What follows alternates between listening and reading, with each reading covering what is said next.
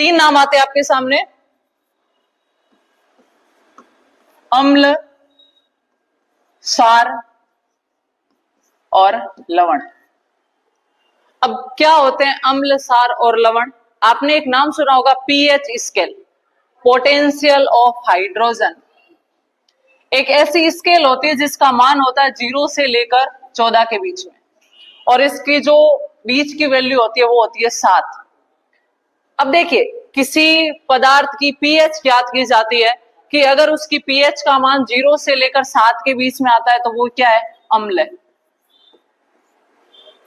दूसरा, अगर किसी पदार्थ की पीएच का मान 7 से 14 के बीच में आता है तो वो क्या है? सार, एसिड, बेस। अब देखिए, जैसे जैसे हम 0 से लेकर 7 तक जाएंगे तो किसी भी पदार्थ की अम्लीयता का गुण है वो कम होता जाता है। यानी अगर आप ऐसा बोल दो कि 7 से आप 0 की तरफ आओगे तो अम्लीयता है वो बढ़ेगी। क्या करेगी? अम्लीयता बढ़ेगी। और यदि आप 7 से 14 की तरफ जाओगे तो सारीयता बढ़ेगी, सारीयता बढ़ेगी। ये जो पीएच स्केल है इसकी खोज किसने की थी? एक वैज्ञानिक था जिसका नाम था सोरेनसन। क्या नाम था? सोरेनसन।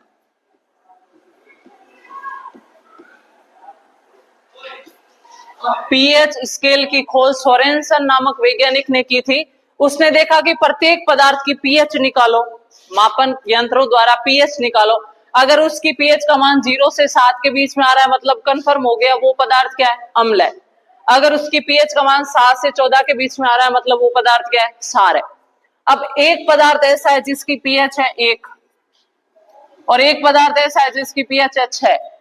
इन दोनों में से ज्यादा प्रबल अम्ल कौन सा होगा? तो प्रबल अम्ल 1 पीएच वाला होगा। अभी मैंने आपको क्या बताया कि जैसे आप 7 से 0 की तरफ आओगे अम्लीयता बढ़ेगी, यानी वो प्रबल अम्ल है वो उसकी प्रवृत्ति बढ़ती जाएगी।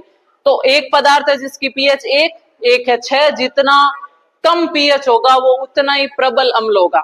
उसी प्रकार देखिए सार, एक पदार्थ ऐसा है जिसकी पीएच है 8 और एक पदार्थ ऐसा है जिसकी पीएच है 13। तो इनमें से प्रबल सार कौन सा होगा? 13 वाला है वो प्रबल सार होगा। यानी आप जैसे ही 7 से 14 की तरफ जाओगे तो पदार्थ की सारीयता बढ़ती जाएगी। एक बेसिक नॉलेज हो गया कि एक ऐसी स्केल जिसकी खोज सोरेनसन नामक वैज्ञानिक ने की थी।